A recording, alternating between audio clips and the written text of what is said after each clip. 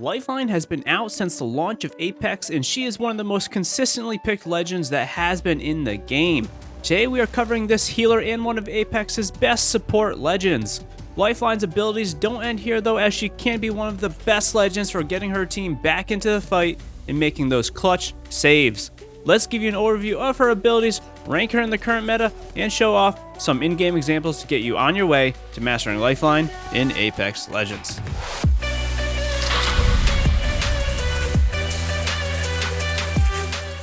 First things first, as with all master guides on the channel, take a look at the pinned comment down below for any and all changes to Lifeline since this guide was posted. This is also where we will keep you all in the know with how Lifeline is currently performing. If you like this video, or if you just want to support me, hit that like button and subscribe to the channel for more Apex Legends guides, tips and tricks, and gameplay that is always on the way.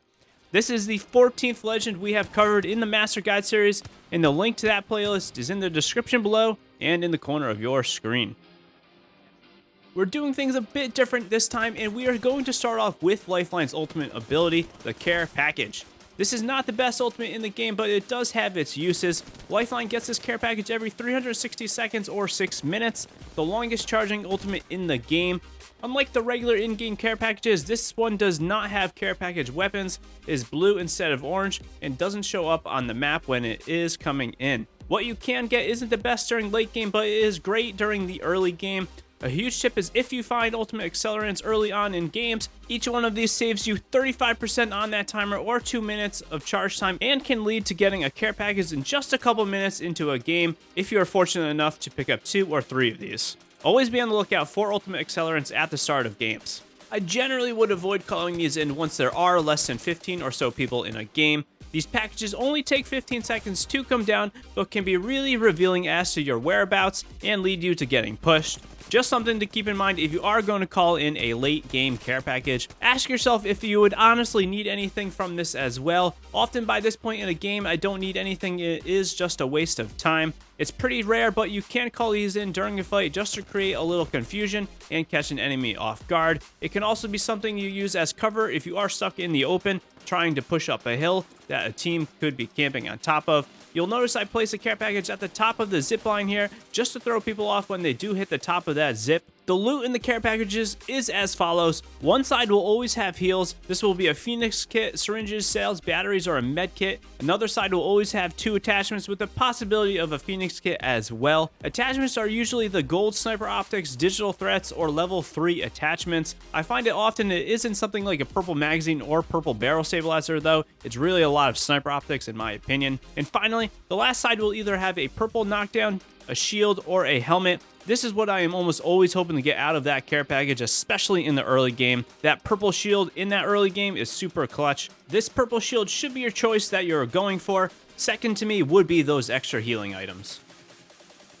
The next ability for us to focus on is Lifeline's DOC Healing Drone, which stands for Drone of Compassion. This is a simple ability, but a very useful one. This tactical places a drone down that heals you and your team and lasts for 20 seconds. This drone does have a 45-second cooldown timer and will heal up to a total of 150 health. This may not sound like a lot, but is definitely enough to heal up 2 teammates to almost full that have been recently knocked. A few things to note with this drone that you might not expect. I found that this drone works quite well and does heal you pretty fast, and you should be using this healing drone over healing items as much as possible. 45 seconds isn't really a long cooldown timer, and you should be using this drone instead. Lifeline is the healer in the group and the support player, and you should be playing her as such. Keep a constant eye on your teammates and drop that healing drone on them if they need extra health or need to be topped off if they got hurt just a small amount, or maybe you were rotating out of the storm. Save those syringes. Speaking of healing items, as a Lifeline, I almost never take medkits since I can easily pop this drone and use a single syringe if I need to heal up quicker. This combo of drone and syringe almost always gets you to near full health and can be done quickly. Save your medkits for your teammates or to have an extra inventory slot for something like grenades or more ammo. The following are some more tips that you should be aware of when it comes to your healing drone. First off, if you're playing with a Revenant and you are getting sent back from the death totem, make the Lifeline push in first. If she gets sent back, she can immediately drop that healing drone and she will start to heal up. When her teammates also get sent back, they will automatically start to heal up with her. While the healing drone is a very small object, it can absorb some damage and can be used when you are in a close range battle. If you get Peace for say 150 health, you can hop behind a wall, pop that drone, and then start making a counterplay, or pop a shield cell or battery while this drone also heals you, giving you a bit extra healing that the enemy might not be taking account for. While the enemy pushes you, you can also use this small drone to help you provide a minimal amount of cover, and it will absorb some partial damage that maybe will be enough to save your life, so also keep this in mind. So be sure to use the drone even if you are in a medium range engagement, as it really doesn't take too much effort to pop this drone. Second to this, the drone does not work in your teammates' gas from caustic. Be mindful of this, as you can't stack the gas in the health drone if you are trying to hide from enemies. Thirdly, the drone does not survive in the storm. It will take 2 ticks of damage and then be destroyed. Similar to this, Crypto's EMP will also destroy the healing drone with this EMP. This won't happen very often, but it's something you should definitely be aware of if you are about to get EMP'd.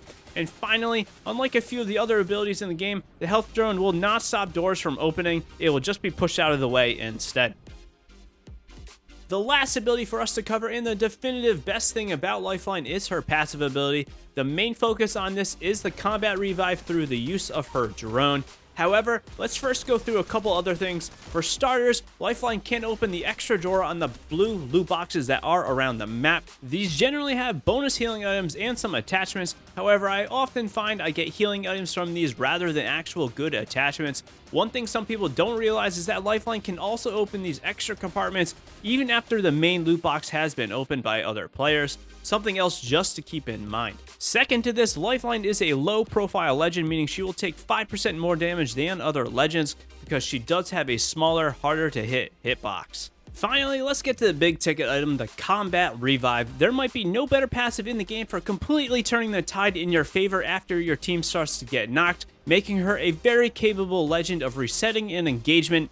Since this passive allows Lifeline to revive teammates through the use of her drone, there are a lot of things to do and know while this is happening. Firstly, this means Lifeline can fight while reviving, making her super unique and frustrating to deal against.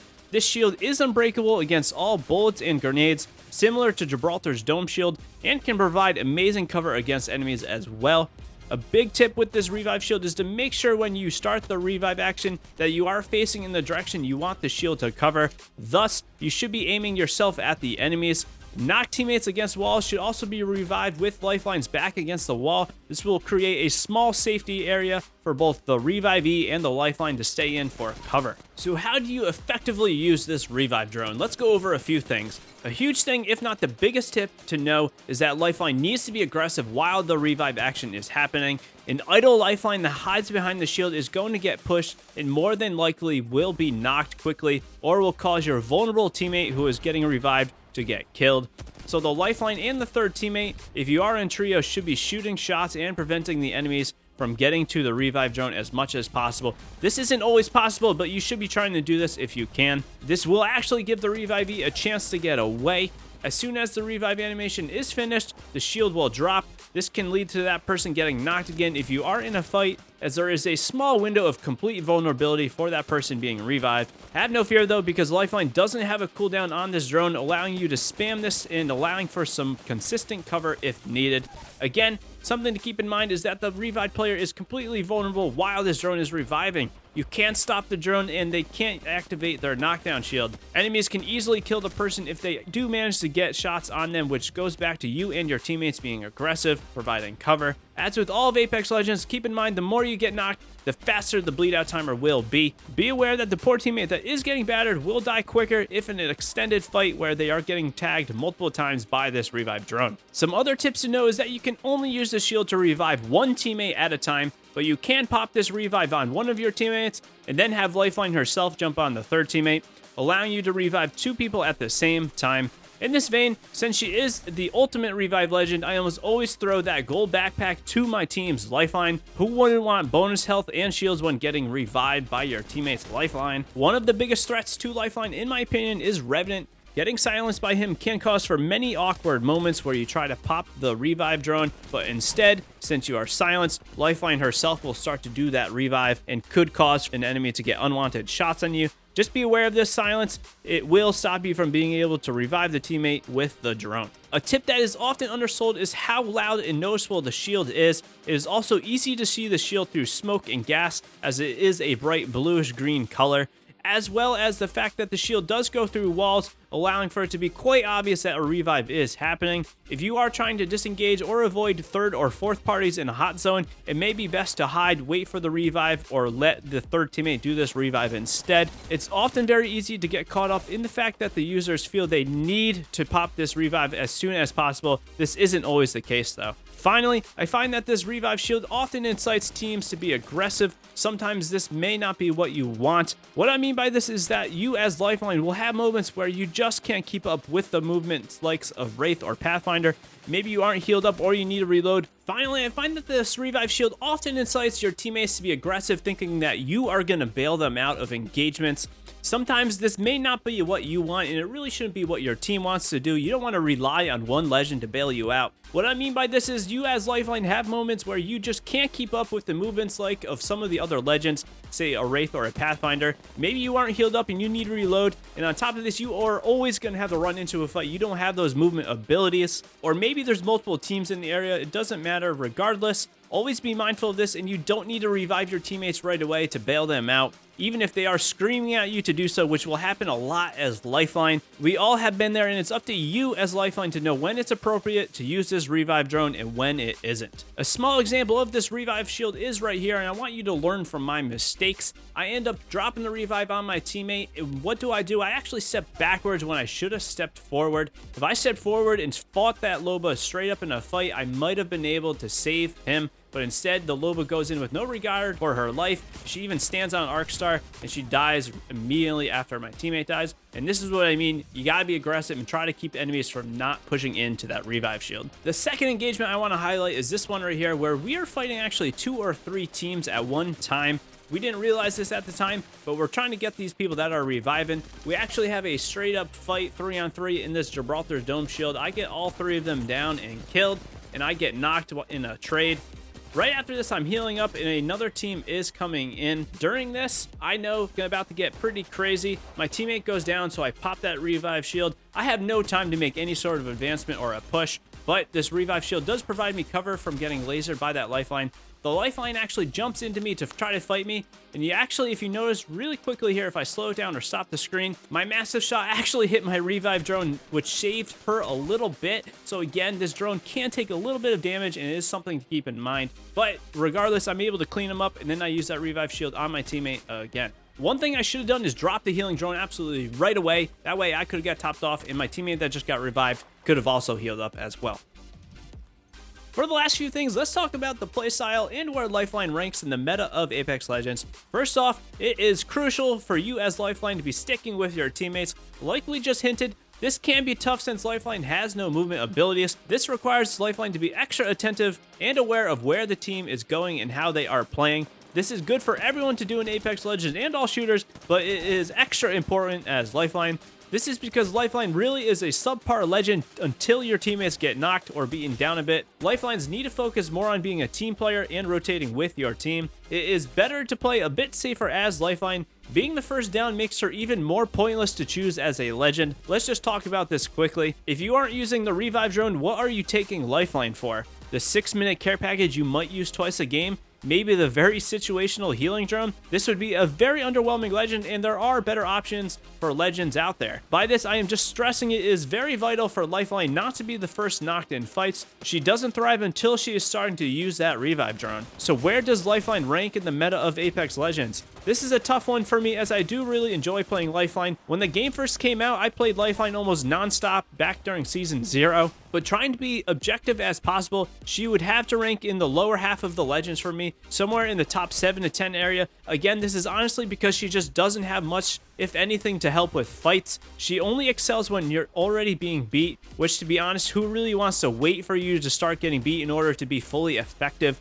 Probably not most people. That being said, it does make for some crazy clips where you can pull out those clutch plays and save the team and feel like an absolute hero. I never thought we would have this much to talk about Lifeline, and this just kind of shows how intricate and complex she is as a legend. So that is everything to get you on your way to mastering Lifeline in Apex Legends. Lifeline is definitely on the simpler side of things, but hopefully you learned a few things about how Lifeline can perform in the current meta of Apex Legends.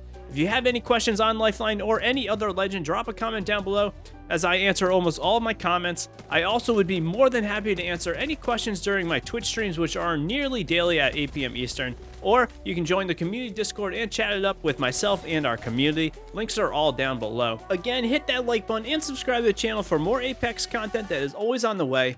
Till next time, I'm TimProVision, and this has been another entry into the Master Legend Guide series. I hope you have a fantastic day.